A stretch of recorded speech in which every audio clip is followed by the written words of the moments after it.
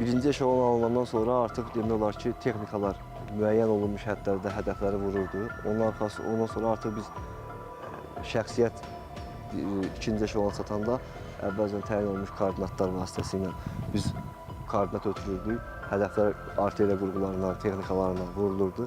Ondan sonra hərəkətə başlayırdıq Səngərə. Əsas, yəni Ohanyan səthinin üstünlüyü erməni tərəfindən idi ki, düşmən burada, yəni bəzən elə vaxt o ki, saatlarla bir mövqe artilleriya qurğuları tərəfindən vurulurdu. Ondan sonra biz giririk. Çünki girmək mümkün deyildi.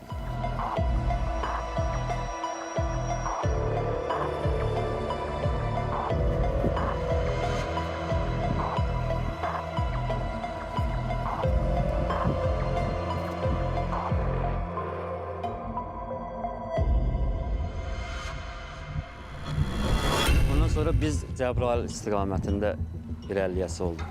Onlar orada da deməli geri çəkiləndə baxırdılar ki, biz irəlilədikcə haralara məsəl üçün girə bilərik də. Ən əsas da bu su hövzələrini. Su hövzələri ətrafını minalanmışdılar.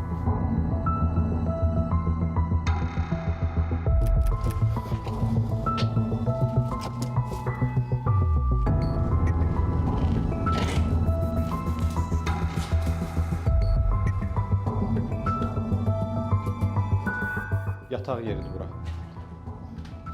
Baxmayaraq ki, heç bir dinin qaydalarına riayət eləməyiblər, ancaq İsa Məsihin rəsmlərini bu cür yerlərdə də yerləşdiriblər.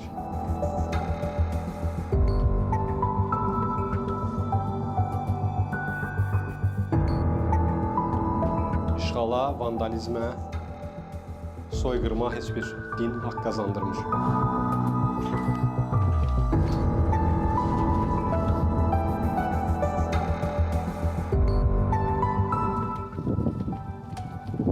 Erməni dilindədir, ad, soyadlar və imzaların olduğu dəqiqdir.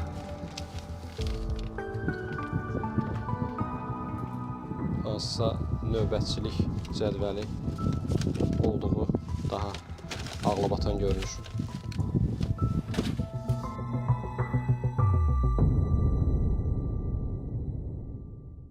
Qubadlı tərəfə gəldik. Biz Qubatlının girişi Xanlıq kəndi var orada. Xanlıq kəndinin yuxarısında orada mövqələndik, hazırlaşdıq ki, kəndə girək, arxadan qüvvələr gəlsin. Yəni bizə dedilər, orada gözləyin.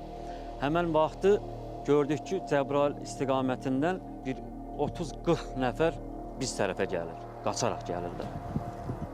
Bizim komandir götürdü, əlaqəyə çıxdı ki, görək kim, aralıdan seçilmir də, formasından bilmirik kimdir bunlar. Biz düşmənin arxasına keçmişik. Oradan əlaqəyə çıxanda bizə məlumat verdilər ki, düşmən ermənilər də siz tərəfə gəlirlər. Biz orada mövqələndik, gözlədik. Bunları 30-25 metr məsafəyə qədər buraxdıq yaxınımıza. Bunlar yaxına gələndə biz bunları saldıq pusquya. Bunların hamısını orada məhv elədik.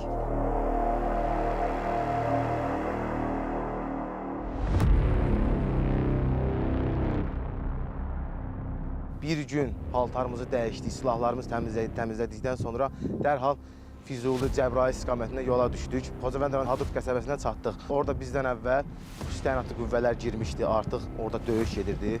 Biz də onlara köməyə girdik.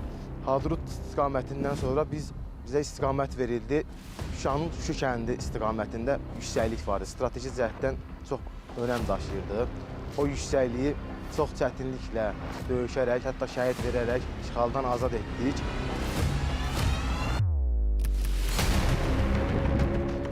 2019-cu il tarixi.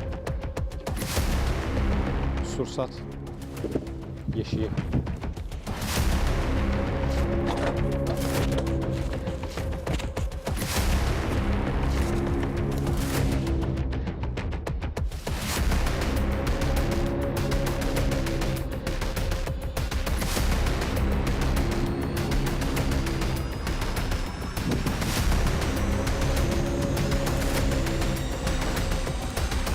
İlk döyüş günündə erməni səngərlərinə daxil oldu səmdə. Nələrlə üzləşdiniz orada? Hansı maneələr var idi?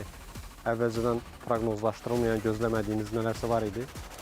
Əvvəlcədən gözlənilməyən səngərlərə daxil olanda onların səngərində müşahidə sektorları çox qalın betonlarla, sektorların hamısı qalın betonla bərkidilmiş formada sektorları vardı, müşahidə sektorları, sığınacaqları hamısı möhkəmləndirilmiş, betondan tikilmiş müşahidə sektorları, sığınacaqları da var idi. Bu dəliklər nədir?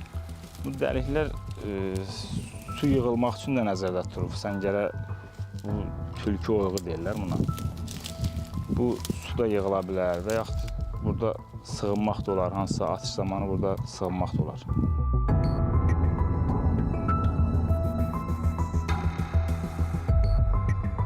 Onların orada poligonları var idi.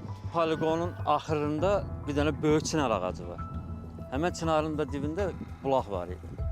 Biz o bulağı gördük, istədik ki, oradan su dolduraq. Nəsə irəliləyəndə komandir birdən dedi ki, durun. Hamımız dayandıq. Niyə duraq da biz? Komandir dedi ki, mina var orada. Baxdıq ki, yerdə belə balaca desant əleyhinə minalar var. Minalar var, hansı ki, Ləngitmə minaları. Ləngitmə minalardır. Belə xırda minalardır. Qənətləri belə plastikdən.